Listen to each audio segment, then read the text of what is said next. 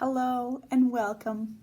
My name is Marion Rose, and if you're watching this, I expect that we are much the same in many ways. I've owned my brick and mortar travel agency for the past 32 years, and at this time last year, we had 7 full-time staff selling travel in their respective specializations. We were in a really good place, enjoying our niches, working with our ideal clients that valued our services, and appreciating an overall abundance and satisfying career. Just like each of you, that all changed overnight on Friday, the 13th of March, 2020, when Justin Trudeau was forced to implement the avoid all non-essential travel advisory due to COVID-19, the new global pandemic. The shock, dismay, denial, and financial hit shook us hard. But the downward spiral over the past 9 months has left us all experiencing the stages of grief and loss. The loss of our travel businesses, as we knew them, has been heavy and left us waffling between sadness and optimism on a regular frequency. Feelings of grief are natural in our situation, and many of us are fearful on how long we can keep fielding these financial blows. The stages of loss and grief are shock and denial, pain and guilt, anger and bargaining, depression and loneliness, and acceptance. We don't all go through these stages in the same time frame or even in the same order, but we will each experience these feelings. Shock and denial.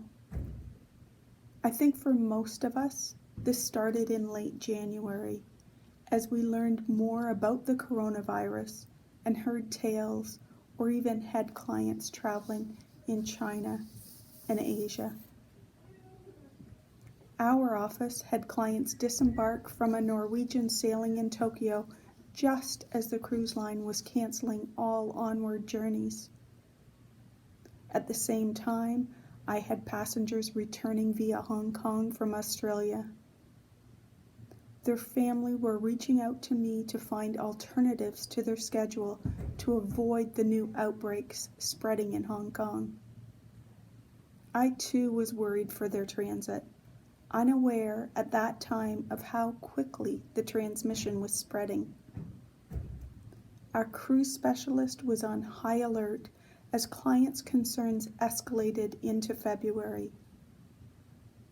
I had travel friends quarantined in San Francisco on the Diamond Princess. Then they were flown by the Canadian government to Trenton to isolate for 14 days. As they shared their journey through social media, we continued fielding concerns and ultimately denying that this was more than just a flu. "Come on, people," was repeated in our office many times.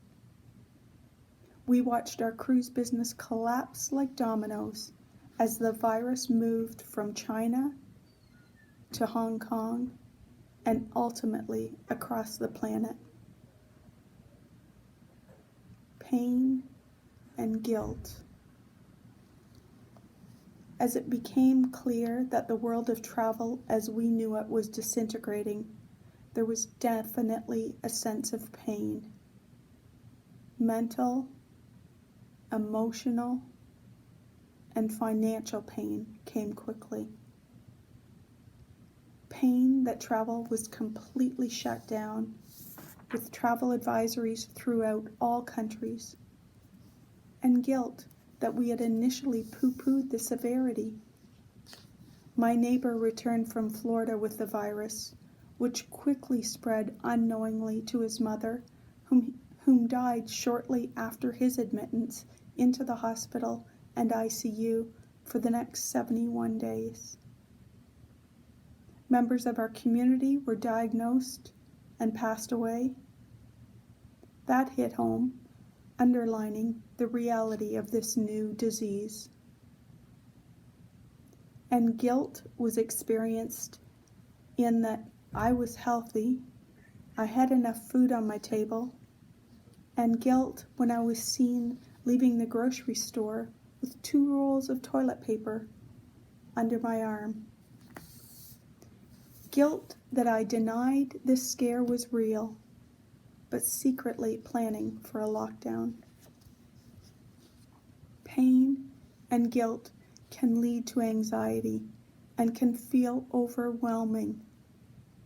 Many turn to alcohol or other substances to numb these feelings of financial loss. Anger and bargaining. This can take many ways of showing up, but pretty immediately we were pissed with the suppliers, with no clear direction on cancellations, refunds, or future travel credits. Each minute of each day seemed to reveal new terms and conditions due to force majeure, and what we had detailed to our clients on one day was totally changed the next. And insurance policies that were sold in good faith quickly reflected the loopholes of non-payments due to the receipt of credits considered now to be adequate compensation. We had waves of anger as people continued to throw parties or protest the wearing of masks. What remained important to us was that we refrained from putting our anger on those supporting us. As frustrated as we were with our supplier changes, we quickly understood that it was not the fault of the messenger. Our BDMs were also experiencing furloughs, layoffs, and fear for their long-term careers. It was honestly our BDMs that went above and beyond during this time of uncertainty.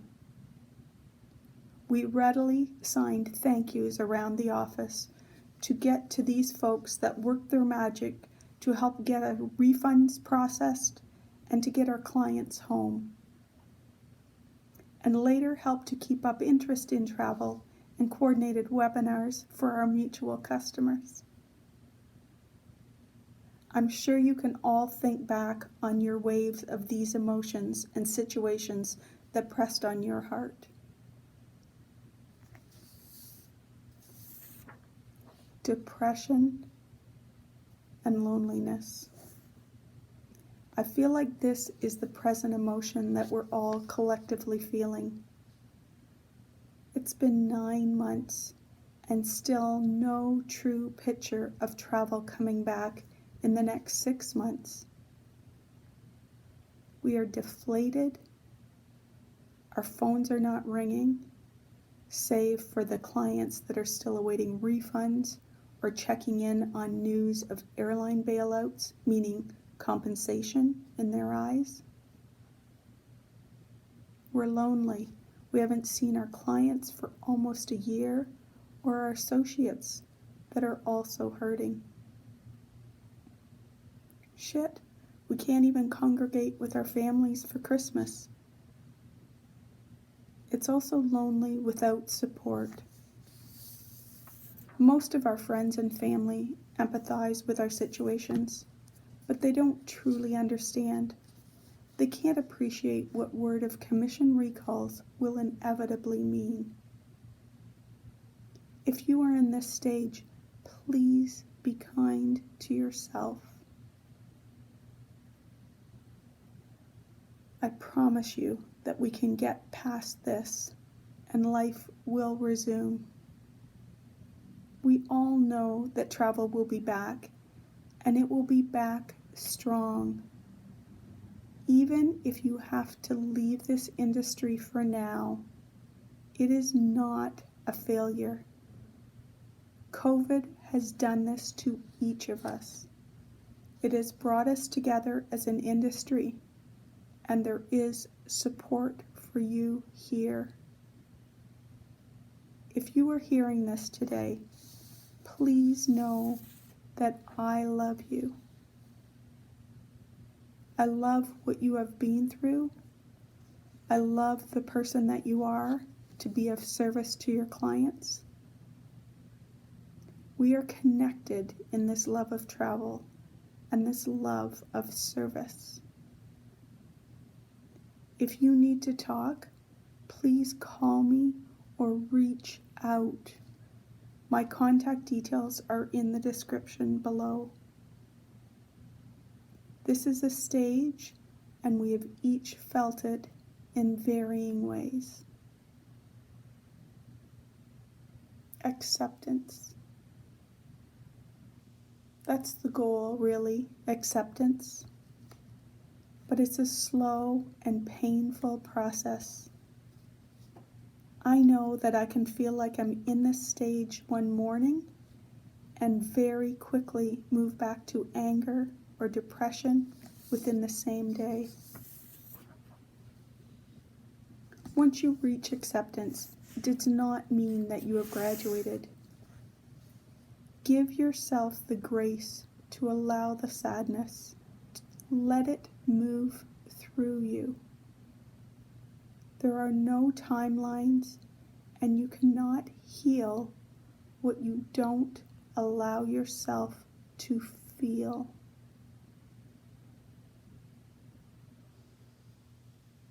Try to find meaning in why this has come into your life at this time. What lessons have you learned in the past year? Are there things that you can be grateful for now? For me, COVID has taught me many lessons. It's taught me about the shortfalls in my accounting system. It's taught me new talents and hobbies. And it's taught me my need for time. We are all resilient, and we will get through 2020.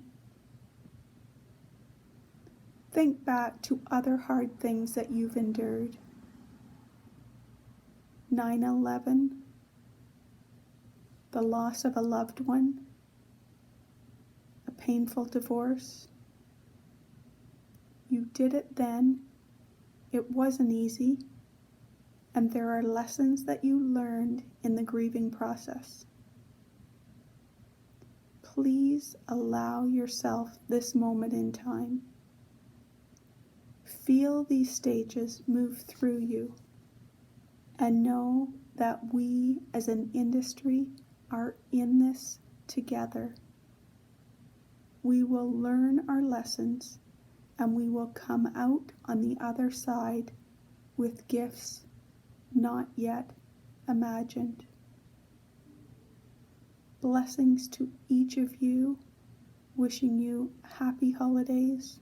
We only have 2 more weeks left of this year, and as always, please enjoy the journey.